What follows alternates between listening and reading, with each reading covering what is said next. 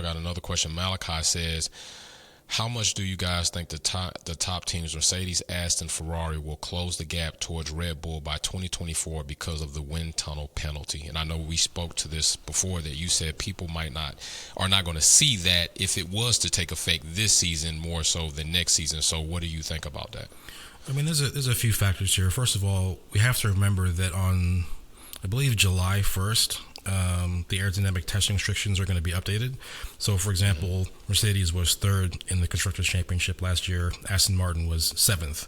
That's kind of what's been giving Aston Martin a huge ability to do a lot of safety testing, and it's kind of fueling their rise up the grid.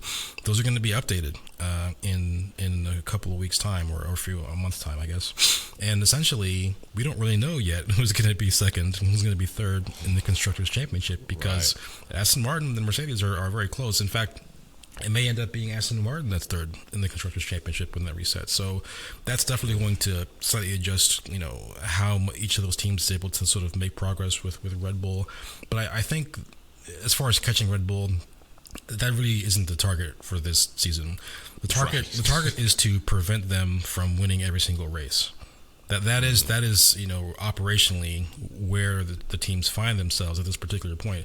It is odd that normally when you have a regulation change, it's the very first year that has the most dominance from one team, and then everyone sort of converges over time. Red Bull seems to have taken a further step ahead than they were even last year, which suggests that the rest of the field has a lot of work to do. But as far as being able to actually make progress, the end of the season is probably going to be a little bit deceptive, because I predict that other teams, Ferrari or Aston Martin or Mercedes, will win a race on merit before the end of the season.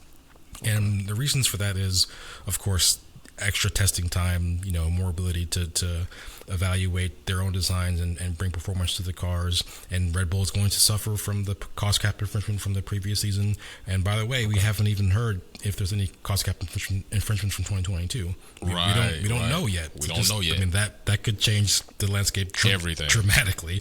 Right. But the most important thing is that because Red Bull has produced such an excellent car, and because they've created so much performance deficit to their rivals, they can stop working on this car pretty early and still guarantee that they're going to be able to win the championship. And so if they strategically choose to prevent themselves from spending every possible dollar or pound on the current car, and they shift to the 2024 car early, that leaves them slightly vulnerable in the back end of the season.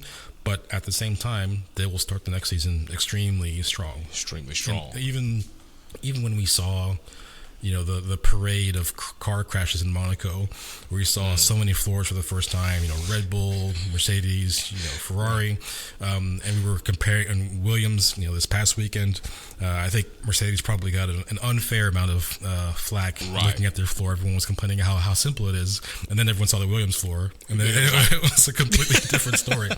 But what I'll say about that is, even all the things that we look at for a modern underfloor that's a high level development, forward facing steps, backward facing steps, three-dimensional geometries, the complex shapes that Red Bull has, all the things that we were starting to see other teams do with their floors, Red Bull did first anyway. They were already setting the trend for that direction, last year. And more importantly, we believe that Red Bull's going to bring an entirely new floor to either Canada or Silverstone or one of the next few races. So, once you derive a competitive advantage early in the year or early in a regulation change, if you're smart about it and you're not standing still, there's a way to preserve that advantage the entire time, regardless of what other people do. Now, granted, the cost cap will help everyone else and it will make things a bit easier, but fundamentally Red Bull is in a very strong position right now.